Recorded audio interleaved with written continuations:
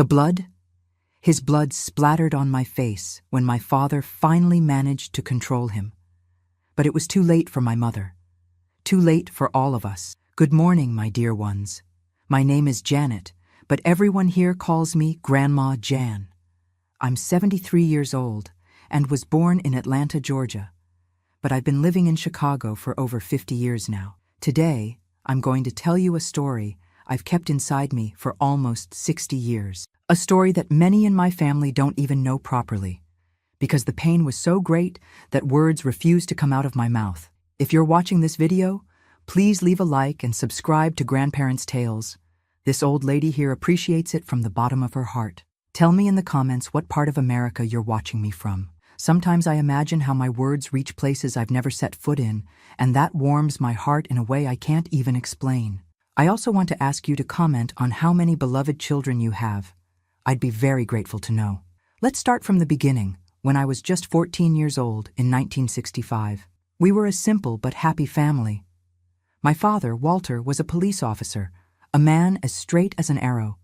One of those who wouldn't accept even a free cup of coffee while on duty, you know? A cop has to set an example, John, he always said, adjusting that impeccable uniform before leaving.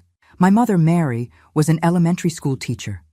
A woman of strength who woke up at 5 in the morning to have coffee ready, his lunch prepared, and still arrived punctually at the little school where she taught children. Our house was modest, in Lincoln Park, which back then was almost suburban Chicago.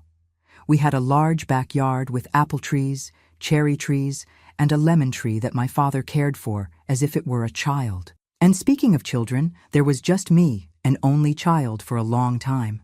Dad and Mom tried to have more children, but after 3 miscarriages, the doctors said it was risky for my mother's health to try again.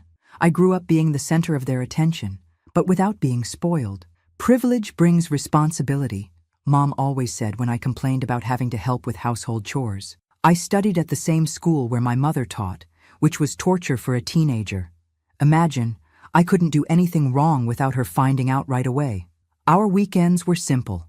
On Saturdays, we went to the farmer's market to buy things for the week, then stopped by my paternal grandmother's house, who lived downtown.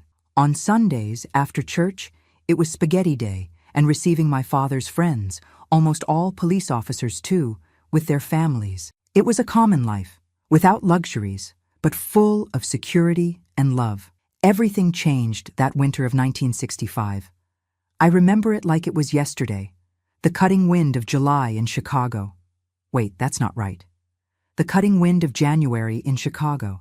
That cold that penetrates to your bones. My father came home later than usual, with a different expression.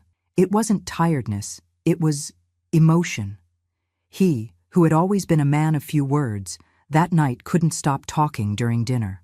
"Mary Jan, I met a boy today who broke my heart," he began, stirring the bean and vegetable soup that Mom had prepared. It was during a call in the South Side. His mother, a drug user, was arrested for trafficking. Nobody knows who the father is. The boy was there, thin, scared, with nowhere to go. Mom listened attentively, as she always did. She deeply respected my father's work, despite all the danger involved. "He's 16 years old, Mary. His name is Bernard. An educated young man, despite everything he's been through.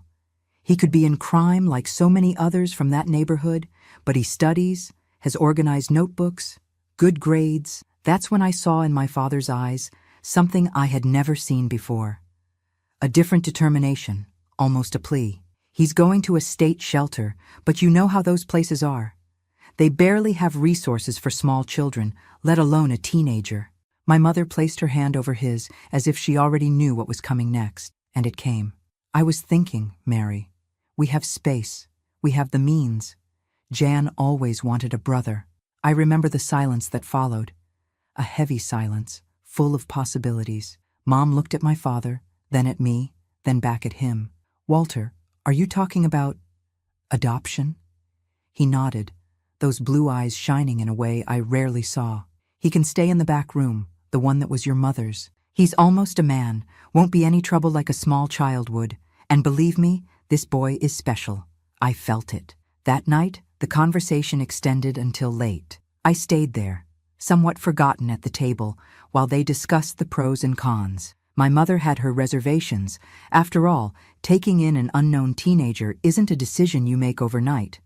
But my father was determined in a way I had never seen. Mary, I can't explain it. I looked at this boy and saw something. I saw a chance to make a real difference in someone's life, to give a family to someone who never had one. My mother, who had a soft heart despite her tough teacher appearance, eventually gave in. Let's meet him first, Walter. Let's take it slow. The following week, my father got permission to bring Bernard for lunch at our house. I remember peeking through the window, curious to see what this possible new brother would be like. When my father's car parked, first he got out, then a thin young man with well-cut brown hair, wearing a clean but visibly faded t-shirt and worn jeans. Bernard entered our house like someone entering a museum, looking at everything with reverence, almost afraid to touch anything. He had large, somewhat sad brown eyes and a shy smile that appeared rarely. He spoke little, always very polite, calling my parents sir and ma'am, and me, young lady. You can call me John, I said, trying to break the ice. Everyone calls me that. He nodded, still not looking directly at me. Thank you, Jan. Lunch was somewhat uncomfortable at first. Bernard ate slowly, small portions, as if he were afraid the food would run out or someone would take his plate away. My mother, with her maternal instinct, soon noticed. There's plenty of food, son. You can have seconds, she said, with that sweet voice she used with her shyest students. It was the first time I saw Bernard truly smile. A smile that completely transformed his face, which suddenly seemed much younger, almost childlike. You cook very well, Mrs. Mary, he said, finally allowing himself to look directly at my mother. I saw the look my parents exchanged at that moment. I know now, looking back, that's where the decision was really made. In the following weeks, Bernard came more often. He'd stay for dinner, help my father water the backyard plants, ask about my studies. With each visit, he seemed to loosen up a little more. He told us his biological mother would leave him alone for days, that often he had nothing to eat, that he learned to fend for himself from a young age. He said his dream was to be a mechanic, that he liked taking things apart and putting them back together to understand how they worked. Do you really think I can, Mr. Walter? Be a mechanic someday? He asked once, with such genuine hope in his voice that even I, with my teenage skepticism, was moved. Of course you can, son. With dedication, you can be whatever you want, my father responded, placing his hand on Bernard's shoulder. The boy went rigid for a second, as if he weren't used to touch, but soon relaxed. My mother was the last to be totally convinced. Not out of malice, but out of caution. She observed more than she spoke. I noticed how her eyes followed Bernard when he didn't notice, how she asked apparently casual questions to get to know him better. One night when Bernard had already left, I heard my parents talking in the kitchen. He's a good boy, Mary. He's had a difficult life, but kept his kindness. That's rare. I know, Walter. I'm just afraid we won't be what he needs. What if we can't handle it? What if he needs more help than we can offer? We'll take it one day at a time. But that boy needs a family, and we can be that family. 3 months after that first lunch, in October 1965, Bernard officially moved into our house. The bureaucracy wasn't as complicated as it could have been. My father knew people in the system, and Bernard's biological mother signed all the custody papers without hesitation, eager to get rid of what she considered a burden. We set up the back room, the one that had been my grandmother's before she passed away. We painted the walls light blue, put in a new bed, a desk for studying, a bookshelf for the few belongings he had. My mother bought new clothes, school supplies, even a small radio he could listen to in his free time. On the day he came to stay for good, my mother made a chocolate cake with the phrase, "Welcome to the family, Bernard," written in colorful sprinkles. He looked at it, and for the first time since we'd known him, cried. He didn't hide his face or try to disguise it, just let the tears roll while thanking us repeatedly. Nobody ever did something like this for me, he said between sobs. My mother hugged him, and for the first time, he returned the hug without hesitation. My father, who wasn't a man to show emotions easily, discreetly wiped away a tear. The adaptation wasn't immediate or perfect, of course. Bernard had strange habits. Sometimes he'd wake up screaming in the middle of the night from nightmares. He'd hide food in his room, as if he feared that one day it would run out. He had difficulty accepting gifts or any form of kindness without thinking he needed to immediately reciprocate. But gradually, the boy began to feel safer, more at home. We enrolled him in the same school where I studied and where my mother taught. At first, the other students whispered, asked indiscreet questions about where he came from, why he was living with us. Bernard responded politely, but without giving many details. "I'm Jean's brother now," was all he'd say, with a simplicity that disarmed even the most curious. At home, he made an effort to fit into our routine. He'd wake up early, make his bed meticulously, offer to help with all tasks. My mother had to insist that he also rest, that he understand he didn't need to pay for being there. "Son, you don't need to do all this. This is your home now, not a place where you work in exchange for shelter," she explained patiently. "It's hard to get used to, Mrs. Mary," he'd respond, lowering his eyes. "I always had to do something in exchange for anything. Nothing was free." My father found a mechanic shop near home where Bernard could help on Saturday mornings. The owner, Mr. Tony, was an old friend of my father's and agreed to teach the basics to the young man. Bernard would return from these mornings with hands dirty from grease, but with a gleam of satisfaction in his eyes that was beautiful to see. "Mr. Tony said I have a knack for it," he'd tell us excitedly during Saturday lunch. "Today, I managed to take apart and put back together a carburetor by myself." On Sunday nights, when we received my father's friends for the traditional spaghetti, Bernard initially stayed withdrawn, almost hidden.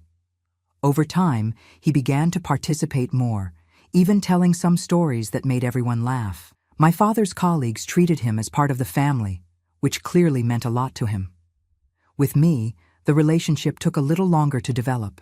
I, with my 14 years and all the insecurity of adolescence, didn't know exactly how to act with this new brother who had appeared out of nowhere. Sometimes I'd pick on him, test the limits, want to see how far his patience went. Bernard never fought back, just smiled that sad smile and said, "It's okay, Jan, no problem." It was on a rainy afternoon, one of those typical Chicago days, that our relationship began to change. I had a math test the next day and was having trouble with equations. Frustrated, I threw my notebook away and started crying with anger. Bernard, who was passing through the hallway, stopped at my bedroom door. "Can I help? Math was always my favorite subject," he offered timidly. Reluctantly, I let him sit beside me. To my surprise, Bernard explained in a much clearer way than the teacher. He had patience, used everyday examples, didn't get angry when I didn't understand right away. "See? You can do it, Jan. It's just a matter of seeing the problem from another angle," he'd say, with a gentleness that completely disarmed me. After that day, I began to see Bernard with different eyes. He was no longer the intruder in my family, but someone who had his own value, his own qualities. I began to include him when I went out with friends, to defend him when someone at school made nasty comments, to really treat him like a brother. 6 months after his arrival, the change in our house was evident. Bernard smiled more, spoke louder, occupied his space without apologizing for existing. My parents were radiant with his progress, proud of how he was developing at school, at the shop, at home. "Best decision we ever made," my father commented one night, watching through the window as Bernard helped my mother pick lemons from the tree. "That boy deserved a chance, and look how he took advantage of it." If someone had asked me at that moment if I was happy with my new brother, I would have answered yes without hesitation. Bernard seemed to be exactly what my family needed to be complete. A son for my parents, a brother for me, someone who brought new and positive energy to our house. How could I imagine that behind that shy smile, those sad eyes, that apparently sincere gratitude, something much darker was hiding? How could I know that that decision, made with so much love by my father, would end up destroying our family in a way none of us could predict? At that time, I only saw the brother I had always wanted. I didn't see the small signs, the strange behaviors that, looking back now, were like red flags waving furiously, warning of a danger we didn't know how to recognize in time. The first months with Bernard were like a dream that very soon would transform into the worst nightmare of our lives. Have you ever noticed how we always ignore that little voice inside our head that says something isn't right? That's how it was with me. The signs were all there, blinking like a broken traffic light, but I chose not to see them. Maybe out of naivety, maybe because I didn't want to disappoint my parents, maybe out of fear of being unfair to someone who had suffered so much. It was at the beginning of 1966, about 3 months after Bernard officially moved into our house, that I began to notice small changes.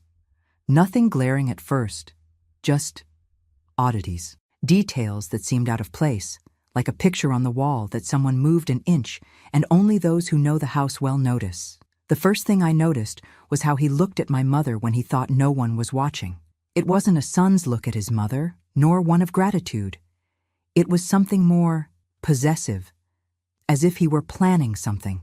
When she passed by him in the kitchen and touched his shoulder affectionately, something in his eyes changed for a second. A flash of something that at the time I couldn't identify, but today, looking back, I recognize as contained anger. One morning, I woke up earlier than usual and went to the kitchen to drink water. I stopped at the door when I heard low voices, Bernard and my mother. She was preparing coffee, as she always did around 5 in the morning, and he had gotten up early to help. "You didn't need to wake up so early, son," my mother said with that sweet voice of hers. "I like being alone with you, ma'am," he responded in a tone that gave me chills.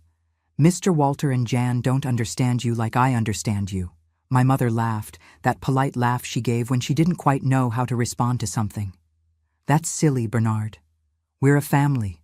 Before I had nothing," he continued, as if she hadn't spoken. "Now I have you." It was the way he said it, not "now I have you all," or "now I have a family." It was specific. "Now I have you," as if my mother were a thing that belonged to him. When I entered the kitchen, Bernard changed completely.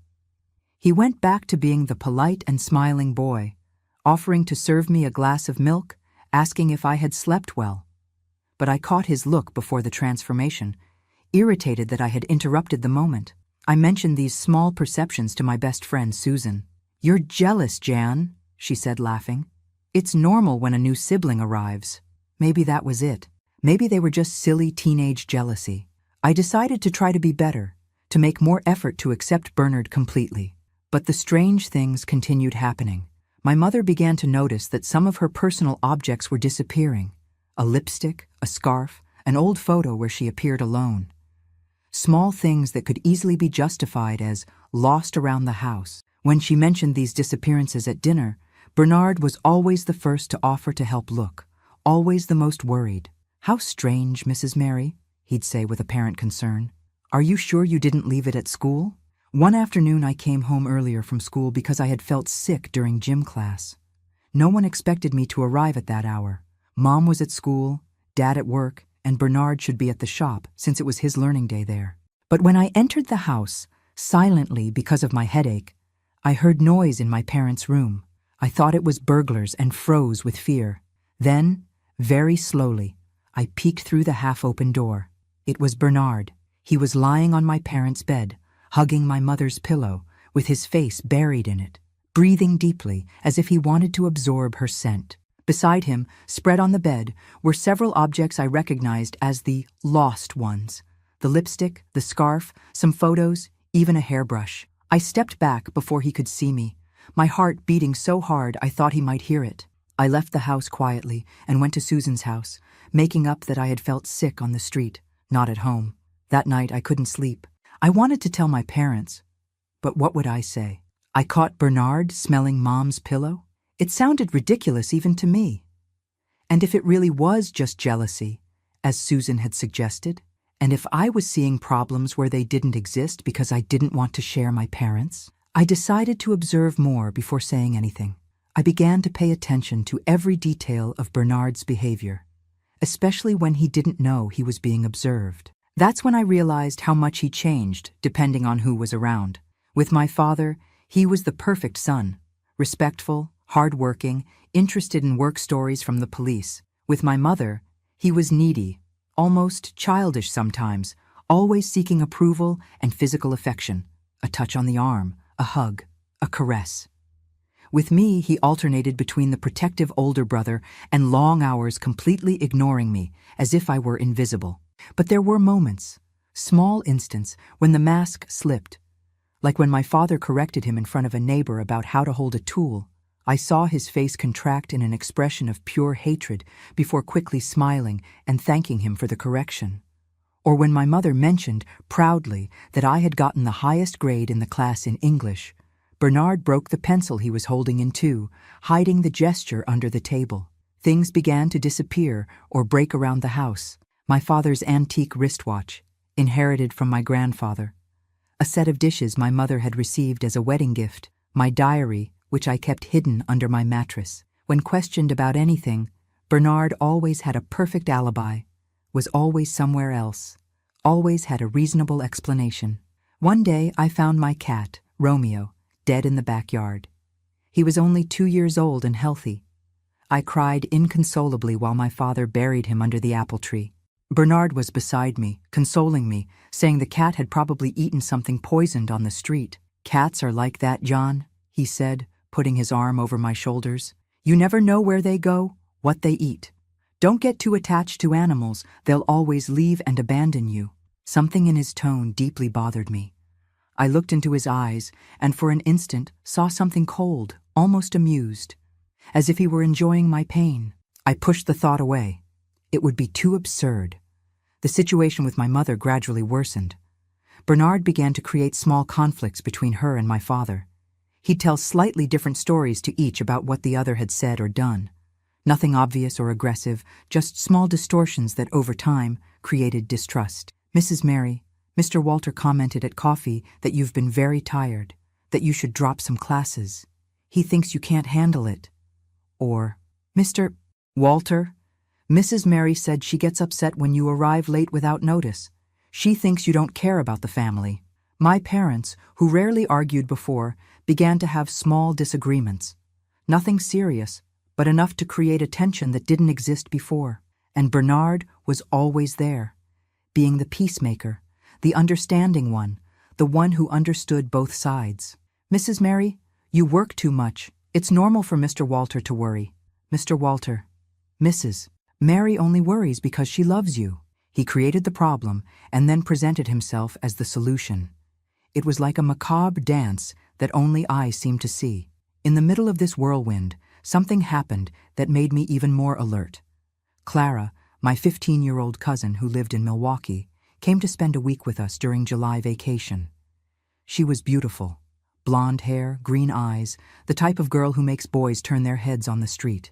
Bernard was immediately fascinated by her. At first, I thought it was just a 17-year-old boy enchanted by a pretty girl. It was normal, right? But there was something more intense, more disturbing in the way he observed her. As if she were prey, Clara noticed and began to avoid being alone with him. When I asked what was happening, she hesitated, seeming embarrassed. "Jan, your brother is kind of strange, isn't he? He follows me around the house. He watches me when he thinks I'm not looking. Last night, I woke up and he was standing at the guest room door, just watching me sleep. I felt a chill in my stomach. "Did you tell Aunt Mary or Uncle Walter?" She shook her head. "I don't want to cause problems. He didn't do anything, just makes me uncomfortable. Like he wanted something from me." The next day, Clara said she had received an urgent phone call and needed to go home earlier. My parents found it strange but didn't question much. Bernard seemed irritated by her sudden departure, although he tried to disguise it. That night, I heard noises coming from his room. Rhythmic sounds, as if he were hitting something repeatedly. The next day, I noticed his knuckles were red and scraped, as if he had punched a wall. The strange behavior only worsened after that. Bernard began to treat me with a mixture of disdain and veiled threat. When we were alone, sometimes he'd get too close, invading my personal space. "Your cousin is a liar," he whispered once, cornering me in the hallway. "She made up things about me, didn't she?" "What did she say?" I felt fear for the first time. Not a vague and distant fear, but real, physical terror. There was something in his eyes that was no longer human. It was like looking at a predator. "She didn't say anything." I managed to respond, my voice trembling. "She just had to go back because of her sick grandmother." He smiled. but the smile didn't reach his eyes. Good. Because if someone starts telling lies about me, Jan, I'm going to be very sad. And when I get sad, I do things I regret later. It was a clear threat. I swallowed hard and nodded, trying to seem calm. When he finally moved away, I ran to the bathroom and vomited, overcome by a terror I couldn't explain. I decided I needed to talk to my parents, no matter if it seemed crazy. I chose my father first. He was a police officer, trained to notice when something wasn't right. I waited for a moment when we were alone. A Sunday afternoon when my mother had gone to visit a sick friend and Bernard was supposedly at the library studying for a test. "Dad," I began, my voice more trembling than I'd like. "I need to tell you something about Bernard." My father lowered the newspaper he was reading and looked at me with attention. "What is it, daughter?" I told him everything. What I had seen in their room, the missing objects, how he looked at my mother, the incident with Clara, the veiled threats. While I spoke, I saw my father's face changing, first with surprise, then with concern, finally with something between disbelief and sadness. When I finished, we sat in silence for a long moment. My father sighed deeply. "Jan, are you sure you're not misinterpreting things? Bernard had a very difficult life. It's natural that he has some strange behavior sometimes." I felt as if I had been slapped. My own father didn't believe me. "Dad, it's not just strange behavior. There's something wrong with him, something serious. He looks at Mom in a way that gives me chills. And the way he spoke to me in the hallway. He threatened me." My father rubbed his face, suddenly seeming older and more tired. "Daughter, Bernard is still adapting. Was it his idea in your head? The idea of adopting a young man was mine. I know it's not easy for you to share our attention after so many years being an only child." It was as if the ground had disappeared under my feet. My father thought I was making it all up out of jealousy. Or worse, that Bernard was right about me. "You think I'm lying?" I asked, my voice choked. "No, daughter, that's not it. I just think maybe you're seeing problems where they don't exist. We're all adjusting to this new family dynamic." At that moment, I heard the front door opening. Bernard entered, carrying some books. When he saw us in the living room, he stopped, looking from me to my father and back to me. Something in my face or my father's posture must have betrayed the topic of our conversation, because I saw something darken in his look. "Good afternoon, Mr. Walter." "Hi, Jan," he said, with that perfect smile I now knew was completely false. "Am I interrupting something?" "No, son. I was just talking with Jan about family things," my father responded, getting up. "How was studying?" "Productive," Bernard responded, still staring at me. "I learned many new things today." When my father left the room to get water, Bernard approached me. His voice was just a whisper, but every word was clear as crystal. "I already warned you once, little Janet. Don't test my patience. You won't like to see what happens when I get really irritated." I stepped back, feeling my blood freeze. It was no longer just intuition or paranoia. There was something deeply wrong with Bernard, something dangerous, and nobody but me seemed capable of seeing it. That night, I locked my bedroom door for the first time, and in the days that followed, I began to realize that something terrible was forming in our house. Like storm clouds accumulating on the horizon, announcing a disaster from which we couldn't escape. The worst was yet to come, and when it finally arrived, it destroyed everything I loved in ways none of us could have imagined. Sometimes I wonder if there are moments in life that divide everything into before and after. For me, it was November 17th, 1966. A Thursday that began like any other, but ended as the day that destroyed our family forever. The week had been tense. After my conversation with my father, Bernard intensified his surveillance over me. He no longer disguised it when we were alone. The gentle smile and sad eyes gave way to a cold, calculating look that followed me around the house like a predator tracking its prey. Mom was more tired than usual that week. The school where she taught was having problems. Lack of teachers, unruly children, parent meetings that extended until late. She came home exhausted, shoulders drooping, those kind eyes now always red with fatigue. That Thursday, I woke up with a weight in my chest, a feeling that something bad was about to happen. You know that inexplicable anguish, as if the air were too heavy to breathe? I tried to convince Mom to stay home, made up that I was feeling sick, that I needed her nearby. But there was an important meeting at school. "I promised to come home earlier today, my love," she said, kissing my forehead. "We can watch that movie you like so much after dinner." I watched through the window as she walked away, a small and determined figure walking toward the bus stop. I didn't know it would be the last time I'd see her alive. School was dismissed early that day, something about a teacher's assembly. I arrived home around 2 in the afternoon, expecting to find the house empty. Dad was at work, Mom at school, and Bernard should be at the shop, like every Thursday. But when I opened the door, I immediately felt something was wrong. First, the silence. Not the normal silence of an empty house, but a heavy, oppressive silence, as if the air itself were holding its breath. Then, the smell. Light. Metallic. At the time, I didn't recognize it, but today I know. It was the smell of blood. "Is anyone home?" I called, my voice small in the silence. No answer. I left my backpack on the couch and walked slowly down the hallway. The door to my parents' room was ajar, a sliver of light escaping into the dark corridor.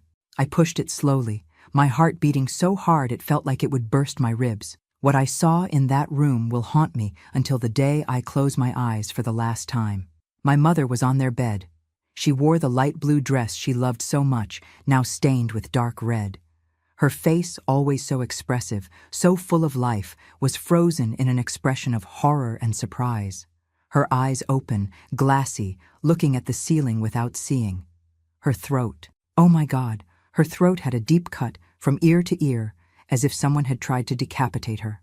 And beside the bed, sitting in a chair, observing her with an almost dreamy expression, was Bernard. His bloodied hands rested in his lap. Beside him, on the floor, a kitchen knife, the same one Mom used to cut meat on Sundays. He didn't notice my presence immediately. He was lost in some kind of trance, looking at my mother's body as if admiring a work of art he had created himself. A sound escaped from my throat, not a scream nor a cry, but an animalistic, primitive noise of pure horror. That's what made Bernard turn his head in my direction. "Ah, Jan," he said, as if we were meeting at breakfast. "You came home early today." I couldn't respond. My eyes went from my dead mother to Bernard and back, unable to process what they were seeing. "She came home early too," he continued, casually pointing to the body. "Said she wasn't feeling well, wanted to rest a bit before preparing dinner." A strange smile appeared on his face. "I think now she'll rest forever." Finally, I found my voice. "What did you do?" The words came out strangled, almost inaudible. Bernard tilted his head to the side, like a curious dog. "What does it look like I did, little Janet? I freed us all." "Freed?" I repeated, unable to understand. "She was getting in the way," he explained, as if it were the most obvious thing in the world. "She stood between me and your father, between me and you. She was possessive, controlling. Didn't you notice how she suffocated us all with that false love? It was like hearing someone speak in a foreign language. I could distinguish the words, but they didn't make sense together. 'You killed my mother,' I said, and saying it out loud made everything terribly real. 'You killed my mother!' The scream seemed to awaken something in Bernard. The dreamy expression disappeared, replaced by that cold and predatory look I had seen only in glimpses before. "And now I'll have to kill you too," he said, standing up slowly. "It's a shame. I liked you, Jan. We could have been a happy family, me, you, and your father. But you never gave me a chance, did you? Always suspicious, always watching me. Like a little spy." I grabbed the knife. I don't remember moving, bending down to pick it up from the floor. In one instant I was paralyzed at the door. In the next the knife was in my hand, heavy and slippery with my mother's blood. "Stay away from me," I warned, my voice firmer than expected. "Don't come any closer." Bernard laughed, a guttural, sick laugh that didn't match his young face. "Or what, little Janet? Are you going to kill me too? You don't have the courage. You were always Mommy's little darling, the protected little doll." He took a step forward. "Stop!" I screamed, raising the knife. Another step. "I'm warning you, Bernard." One more step. Now he was close enough for me to smell him, a mixture of sweat, blood, and something else, something chemical I didn't recognize at the time, but later discovered was cocaine. His eyes were dilated, feverish. "You're just like your mother," he whispered. "Weak, pathetic. You think you can stop me with that knife? I just cut her throat and didn't even blink. What do you think I'll feel when it's your turn?" Something inside me broke. I can't explain. It was as if a dam burst, and all the anger, all the fear, all the horror of that moment flooded my body. I lunged with the knife not out of self-defense or calculation, but out of pure animal instinct. The blade entered his stomach with frightening ease, like cutting soft butter. Bernard looked down, surprised, as if he couldn't believe what was happening. Then his eyes met mine, and for the first time I saw genuine fear in them. "You," he began, but didn't finish the sentence. He staggered backward, pulling the knife from my hand when he fell to the floor. Blood began to spread rapidly across the floorboards, mixing with my mother's. I stood there, paralyzed again, looking at my bloodied hands, at my mother's body on the bed, at Bernard writhing on the floor. I don't know how much time passed. Seconds, minutes, hours maybe. Time had lost all meaning. I only returned to reality when I heard the front door opening, my father's voice calling cheerfully, "I'm home! I managed to get out early today." What happened next was etched in my memory as a series of disconnected flashes, frozen images in time. My father appearing in the bedroom doorway, the smile dying on his lips when he saw the scene. Bernard, still alive, stretching a trembling hand toward him. "Dad, she stabbed me. Help." Me covered in blood, unable to explain, unable to do anything but point to my mother's body. "He killed her, Dad. He killed Mom." My father, falling to his knees between the two of us, his face contorted in an indescribable mask of pain.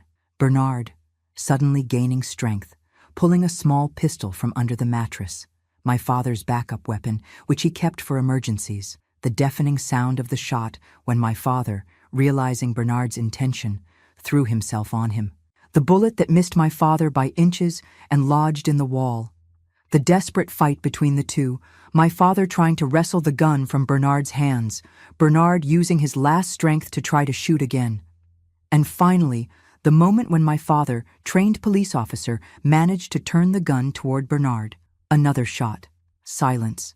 Bernard's body, finally motionless, eyes open fixed on the ceiling, exactly like my mother's. My father, breathing heavily, dropping the gun as if it burned his hands.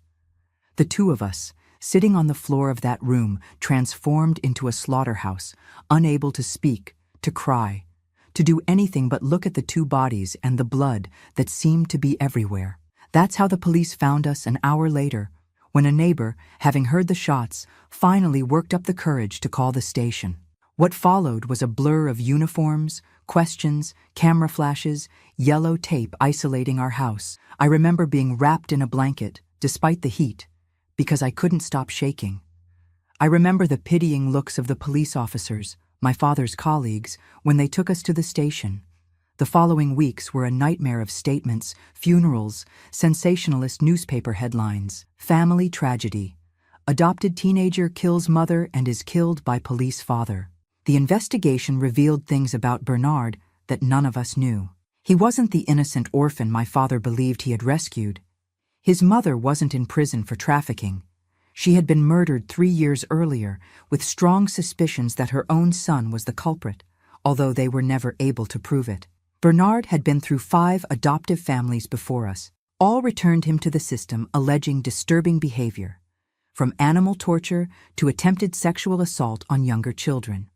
All of this was in records that, for some reason, incompetence or corruption, never reached my father when he initiated the adoption process. They found in his room a diary detailing violent fantasies involving my mother. And even more disturbing, plans to kill my father and make it look like suicide, then convince me to run away with him to another state. The investigation concluded that both my father and I had acted in self-defense. There were no formal charges, but the damage was already done. Our family had been destroyed. Our house, once full of love and security, was now stained with blood that no amount of cleaning could remove. We sold the house a few weeks later. Neither of us could even look at it without reliving that day. We moved to a small apartment on the other side of town, trying to start over, trying to find a path through the horror that had become our reality. But how do you start over when your entire world has crumbled? How do you move forward when the person you loved most was brutally torn from your life? How do you trust again when your father's trust in someone resulted in such disaster? That's the question that tormented me in the months and years that followed. A question for which I had no answer, at least not yet. What I didn't know at that terrible moment, while looking at the blood on my hands, my mother's blood, Bernard's blood, was that this was just the beginning of our ordeal, that the worst was yet to come, in the form of my father's crushing silence, in the weight of guilt that consumed him day after day, in the depression that gradually pushed him away from me, the only family he had left. And I, a 15-year-old girl who had just seen her mother murdered and been forced to stab someone to survive, how could I know that I would need to find strength I never imagined having, not only to keep living, but to save my father from the abyss of despair into which he was sinking? Life as we knew it had ended in that bloodied room, and the path ahead was darker and lonelier than anything we could imagine. Silence has a weight, you know. After that day, the silence in our new apartment was so heavy that sometimes I'd wake up in the middle of the night, suffocating, as if it had transformed into something physical, pressing my chest until I couldn't breathe. The first weeks after Mom's funeral were of pure numbness. It was as if we were moving underwater, slow, disoriented, unable to hear or feel completely. Dad arranged a leave from work, and I missed school for almost a month. Nobody questioned it. The story had come out in all the local newspapers. "The Santos family tragedy," the headlines proclaimed, with photos of us taken from family albums that someone, some acquaintance, some neighbor, had sold to the press. Our small apartment in Lincoln Park, distant from our old house, was supposed to be a new beginning. But how do you start over when your life has been so violently torn apart? In the first days, we barely spoke to each other. Not out of anger or resentment, but because words seemed totally inadequate in the face of what we had lived through. At night, I heard my father crying in the room next door. A contained cry, muffled by the pillow, as if even in his pain he tried not to bother me. In the morning he prepared our coffee in silence, eyes swollen and red, but always trying to smile when he saw me. A smile that never reached his eyes, that only highlighted even more the devastation on his face. "How are you today, daughter?" he'd ask, the same question every morning, like a ritual. "I'm fine, Dad," I'd respond, the same lie every day.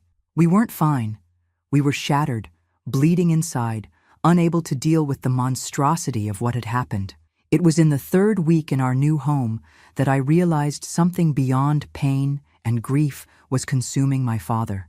He began to lose weight rapidly, always claiming not to be hungry when I tried to make him eat. He slept less and less. Many times I'd find him at dawn sitting on the small apartment balcony, staring at nothing, a glass of whiskey in his hand. "You need to sleep a bit, Dad," I'd say. "I can't close my eyes without seeing," he'd begin, but never finish the sentence. He didn't need to. I also saw when I closed my eyes, my mother on the bed, the blood, Bernard, the knife, the shot. A horror movie that repeated endlessly. One morning, when I entered the kitchen, I found my father sitting at the table surrounded by papers, police reports, adoption documents, photos of a younger Bernard, old newspaper articles. He had his eyes fixed, glazed, on the pages before him. "What is this, Dad?" I asked, although I already knew. "I should have seen it, Jan," he responded, his voice hoarse from someone who hadn't spoken for hours. "It's all here, all the signs, his history, the warnings. How could I have been so blind?" I sat beside him, looking at the scattered documents. There were psychologists' reports describing Bernard as potentially dangerous, incapable of empathy, prone to manipulative behaviors. There were incident records from previous homes.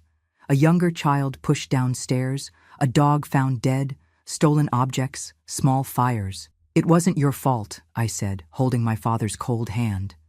"You didn't know. Nobody showed you these documents." "I'm a police officer, John," he said, pulling his hand back.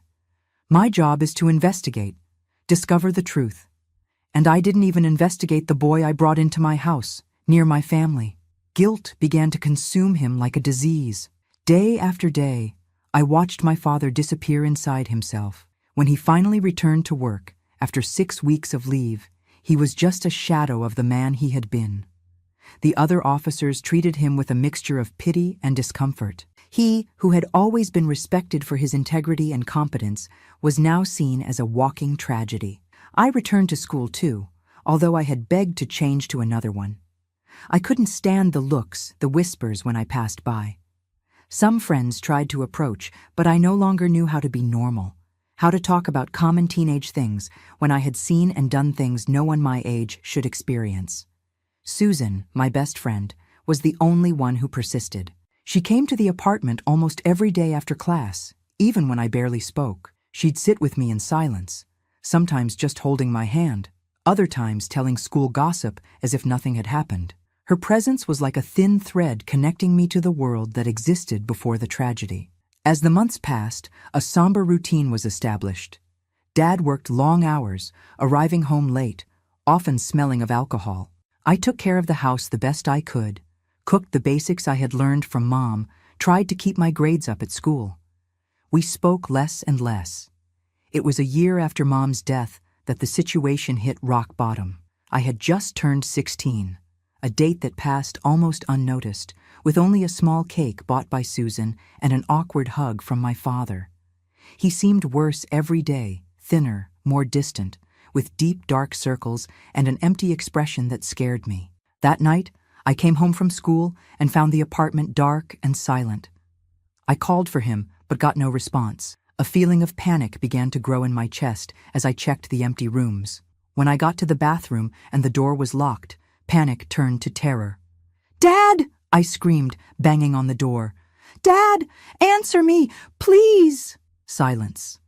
I ran to the kitchen, grabbed a knife and returned to force the lock. When the door finally gave way, the scene before me froze my blood. My father in the bathtub, the water reddened, a deep cut on each wrist, his head fallen to the side, eyes closed. For a terrible moment, I thought I had arrived too late. Then I noticed the subtle movement of his chest. He was breathing, albeit weakly. I don't remember exactly what I did next. I know I screamed for help, that I ran to the phone, that I called an ambulance. I know I tried to stop the bleeding with towels, that I repeated endlessly, "Don't leave me, Dad. Please don't leave me." The hours at the hospital were the longest of my life. Sitting alone in the waiting room, with clothes still stained with blood, my father's blood this time, I felt I had reached my limit. I was 16 years old and had already seen more death and suffering than many see in a lifetime. I had lost my mother, had taken a life, even if in self-defense, and now was about to lose my father too. When the doctor finally appeared to say he would survive, that we had arrived in time, I collapsed in tears, not of relief, but of total exhaustion. I cried until I had no more tears, until my whole body hurt, until the nurses worried I would need sedation too. My father was hospitalized for 2 weeks, first in the ICU, then in the psychiatric ward. The doctors spoke of severe depression, suicidal ideation, post-traumatic stress disorder. To me, they were just technical words to describe what I already knew. My father was drowning in guilt, and I didn't know how to save him. During those 2 weeks, I stayed at Susan's house. Her parents treated me with affection, trying to give me a glimpse of normalcy. Uncle Charles, Susan's father and my father's childhood friend, visited me every day at the hospital, often staying there when I couldn't because of school.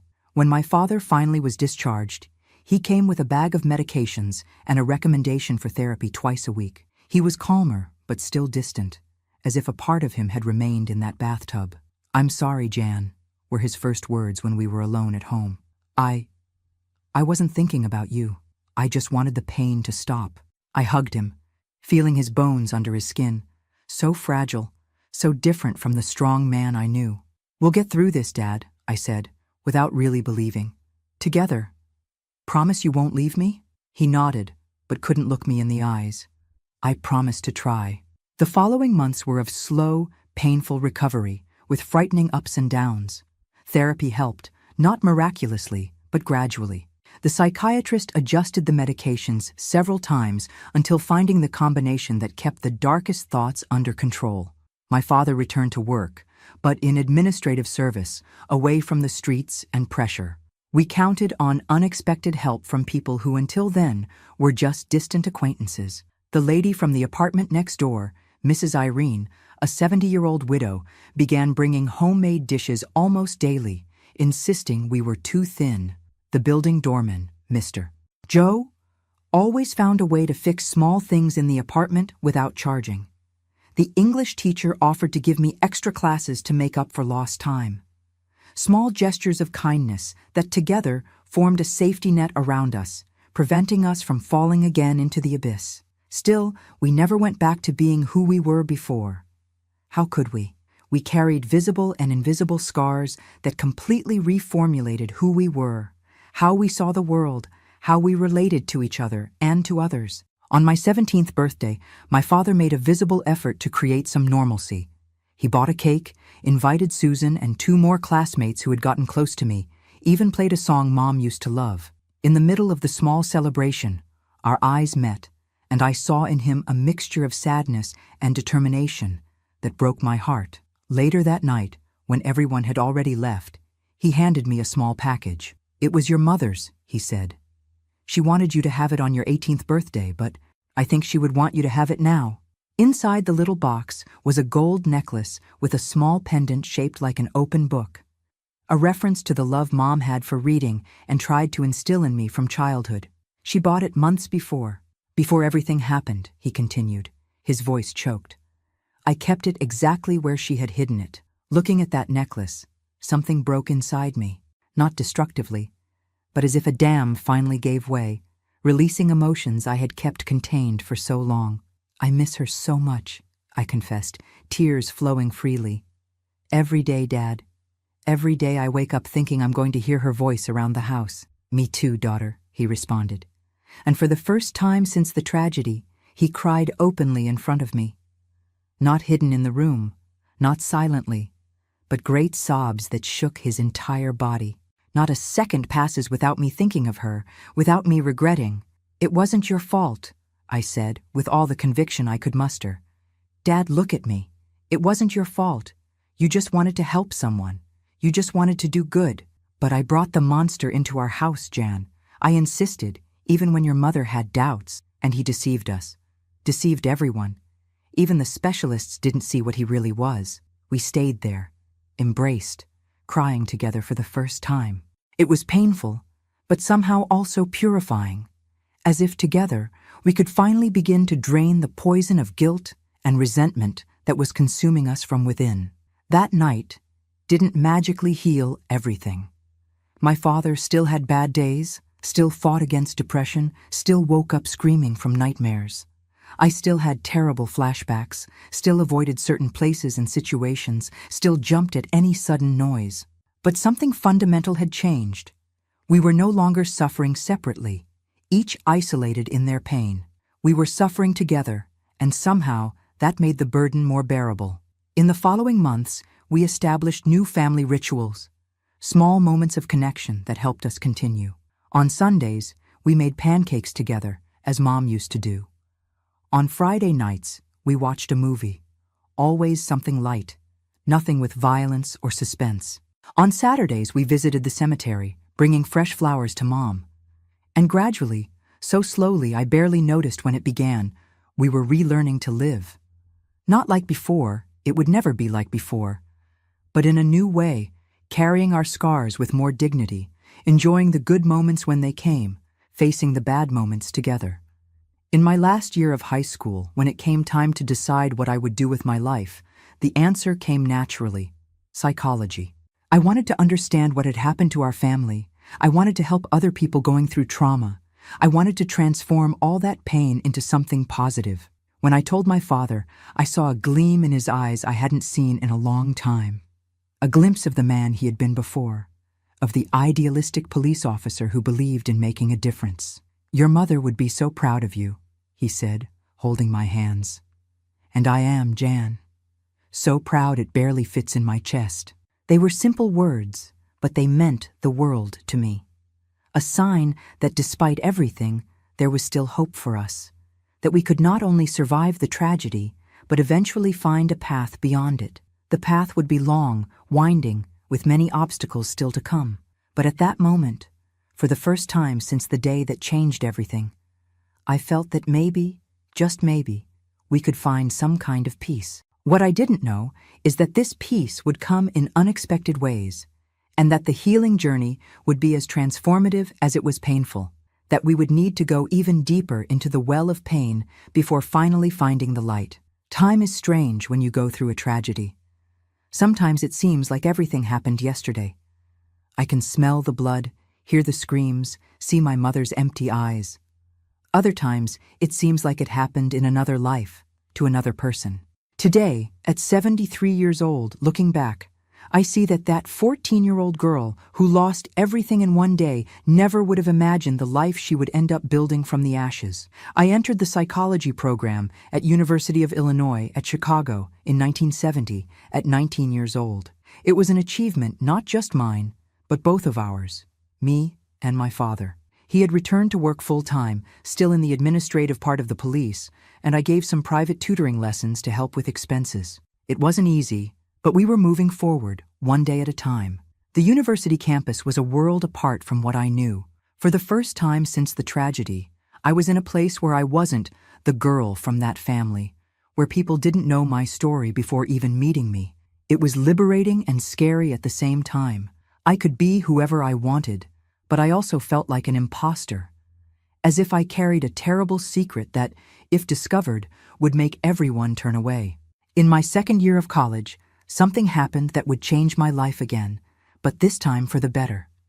In a seminar on trauma, the professor invited a psychiatrist to speak about his experience treating survivors of extreme situations. Dr. Edward Mendez was about 40 years old, prematurely gray hair, kind eyes behind thin-rimmed glasses.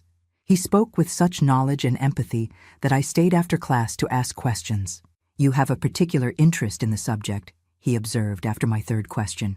I hesitated. It was the first time I considered sharing my story with someone from college. "It's personal," I finally responded. He nodded, without pressing. "If you want to talk sometime, I work at the university clinic on Tuesdays and Thursdays." It took me 3 weeks to work up the courage, but I ended up going. Sitting in that small room with light blue walls, I told everything. About Bernard, about my mother, about my father's suicide attempt, about how I still woke up screaming many nights. I spoke for almost 2 hours without stopping, words flowing like a burst dam. Dr. Edward listened without judging, without that expression of horror or pity I so feared. When I finished, he didn't offer miraculous solutions or cliched consoling phrases. "Janet," he said, and it was the first time someone had called me by my full name in years. "What you lived through is unimaginable for most people. That you're here, studying, functioning, is extraordinary. But true healing doesn't come just from surviving. It comes from integrating trauma into your story without letting it define who you are." Those words opened something inside me. We began formal therapy once a week. It wasn't easy. Many times I left sessions exhausted, drained, as if I had run an emotional marathon. But slowly, I began to see my story from another perspective. "You're not just a victim, Janet," Dr. Edward told me once. "You're a survivor. And more than that, you saved your father. Without you, he wouldn't be alive today." I had never thought of it that way. I always saw myself as the girl who didn't notice the danger in time, who couldn't protect her mother, who was forced to hurt someone to survive. The idea that there was also strength and courage in my actions was revolutionary. I shared these ideas with my father, who now had his own therapist. Gradually, our relationship began to transform. We were no longer just two survivors connected by tragedy, but two people rebuilding a genuine connection, based not only on what we had lost, but on what we still had in each other. It was in therapy that I finally managed to talk about something I had kept for years: the guilt for having killed Bernard. Even knowing it was self-defense, even knowing what he had done. That moment when I stuck the knife in him haunted me. "I took a life," I confessed, hands trembling. Sometimes I wake up and feel the weight of him falling on the knife, feel the warm blood on my hands.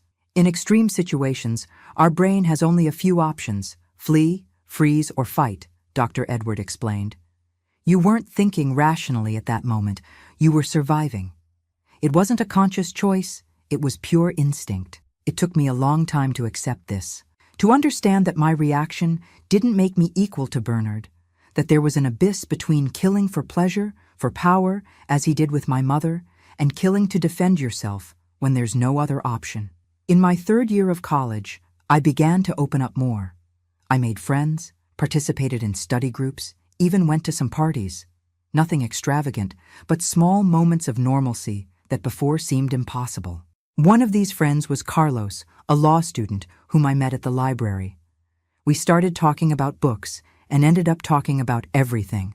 On our 4th meeting at a cafe near the university, he took my hand across the table. "Can I tell you a secret, Jan?" he said, using the nickname few use now. "I know who you are. I've known since the first day." My blood froze. "What do you mean?" "My father is a lawyer. He worked on the case. Your case, 4 years ago.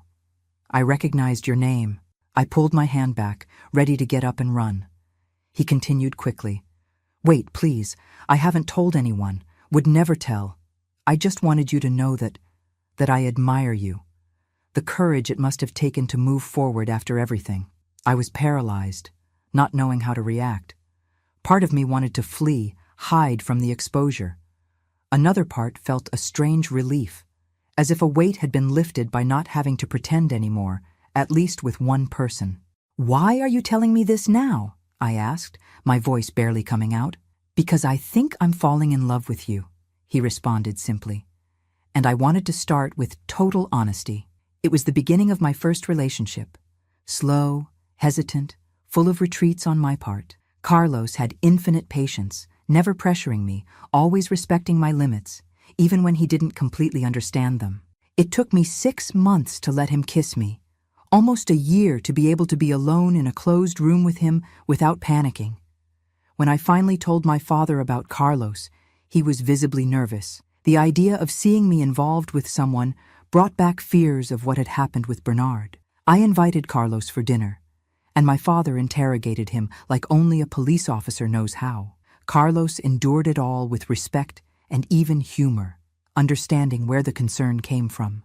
At the end of the night, when Carlos left, my father hugged me. "He seems like a good young man, Jan," he said, his voice choked. "Your mother would have liked him."